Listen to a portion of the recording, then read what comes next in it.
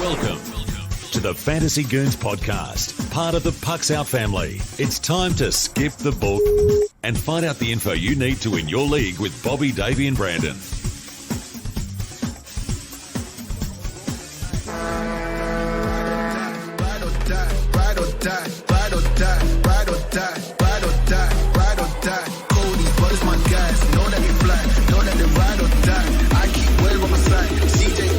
Now I gotta ride or die. Welcome into the Fantasy Goons. Or should I say Goon for today? I'm Bobby. Brandon is on the COVID protocol list, so he won't be here today, and that also means Davey will not be here. I am recording in the production room today, so bear with me. You can find us on social media at the Fantasy Goons. Now let's get you the info you need to be a champ. How are you guys doing today? Hope all good. Hope you're off to a great start this week in your matchups. So we're going to jump straight into the news, talking a little bit of Jack Eichel.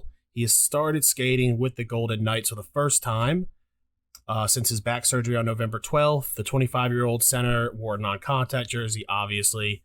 The number 2 pick has not played since March 2nd of 2021. The Golden Knights are currently first in the 8-team Pacific, 2 points ahead of Anaheim. Eichel is projected hopefully to be back in the lineup with Patches and Stone next month. However, Patches just had wrist surgery and is out indefinitely. For those of you wondering, Jack Eichel is 85% rostered, much lower than you would think that a generational talent like he would be. If he's available, get him. The value when he comes back is undeniable. When that eventual line gets healthy, they could be one of the most valuable lines in all of fantasy hockey. I'm calling it now. And even though they're not here to argue with me, I'm sure both Brandon and Davey would 100% agree with me and say that I am so smart for bringing that great point up. Thank you, guys. Evander Kane, moving to the opposite spectrum of Jack Eichel, is Evander Kane. Could have a contract by next week. For those of you that don't know, he was released from his contract for breaking it for so many different things. You know the story of Evander Kane, but he could be on a team next week. Unfortunately, don't pick him up. He is useless in fantasy. He's not worth the transaction, especially for those of you like me who only get maybe 3 a week, 5 a week. That's about it for the news. We're going to keep this episode short and sweet. So we're going to move on to weekly impressions. COVID is still causing havoc in the league. Who knows what will happen? So stay on your toes, watch the wire, be ready to sub guys in and out. You should be using your transaction. But so far, the season's been exciting. So let's hope that the season continues safely and according to all COVID protocols, and that we get to see, no weird bubble, anything like that. I know the players hate it. Pickups for the week. I'm going to start us out, obviously. Gustav Forsling, 16% rostered. There's a great quote out there that is good teams usually mean good players. He's got a plus-minus. He's got a decent plus-minus and he's on an offensive heater. He recorded an assist in each of his last 3 games and 5 in his last 6. The Panthers have 4 games this coming up week. So, go get him. He's solid defenseman. Brandon, unfortunately, is not in a position to get pickups to me, so I'm going to just do it for him. And I know he would approve of this one. Ryan Johansson is still available in leagues, guys. We've been talking about him for almost 2 seasons now.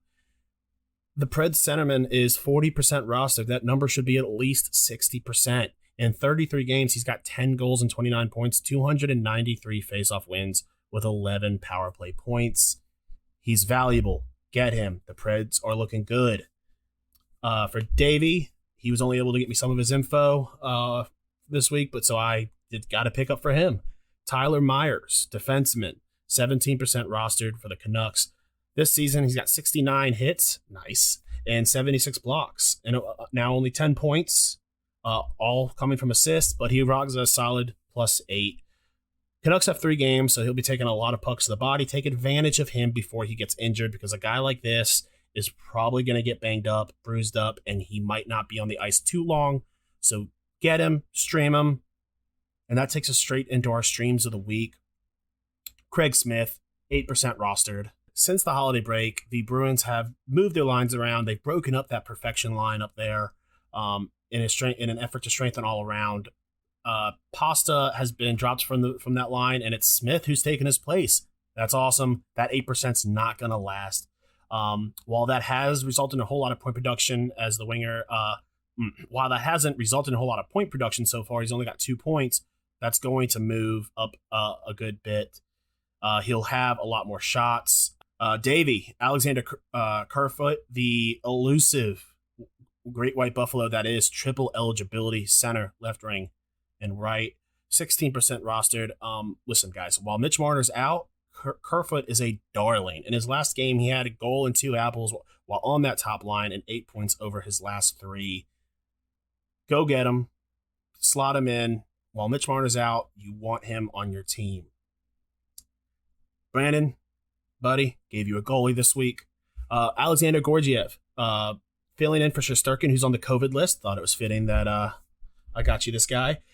He's got a respectable .916 save percentage in his last 3 games and allowed just 1 goal in 2 of the 3 starts. Pick him up. Use him till Shesterkin gets back. The Rangers are a good team this year, folks, and they got to rely on good goaltending, and that's what we're going to get. Coming to a close here soon, we got our tail and fade. I'm tailing the Avs. They're red hot. We all know what they're about. They got a great schedule, 4 games. They're going to score a lot of goals. Tonight, as of recording, I'm going to see them play the Preds. Hopefully they don't score that many goals, but I've got a good bit of Avs players, so I'm okay with goals as long as the Preds get that win. Davies tailing the Bruins, 3 games, good teams, going to be a lot of production. We know what they're about. Bondo, Panthers, they're on their West Coast trip, and they will be living the Cali style and just leaving a path of destruction behind them, all from southern Cali up to Canada. They're going to get a lot of points out of them. Fading, Calgary only has 2 games, and postponements could happen, so don't be too comfortable with Calgary. They've got a lot of solid players, obviously. Just keep an eye on them. For Davey, the Devils, that's pretty obvious. 1 game this week. That's practically useless in fantasy. I'm mixing it up a little bit for who I'm fading this week. The Winnipeg Jets, they've got a lot of games this week, and usually we are big proponents of quantity in fantasy hockey. And I could live to regret this, but they have a really tough schedule against really good teams all on the road. I think they're going to take a bad beating in each of them, and honestly, by the end of that road trip, they're not going to be producing a lot. Guys, the Winnipeg Jets are not a good team this year, so just be ready for that. This was a quick episode, in and out, get the info you need. Next week we'll be back, hopefully, so just stick around, catch us on Twitter. We'll be shooting out some updates throughout the week. We'll see you guys later. This has been the Fantasy Goons podcast, brought to you by Standing Stone Farms. Listen to the boys every week and join in on the conversation on the 3 majors of social media.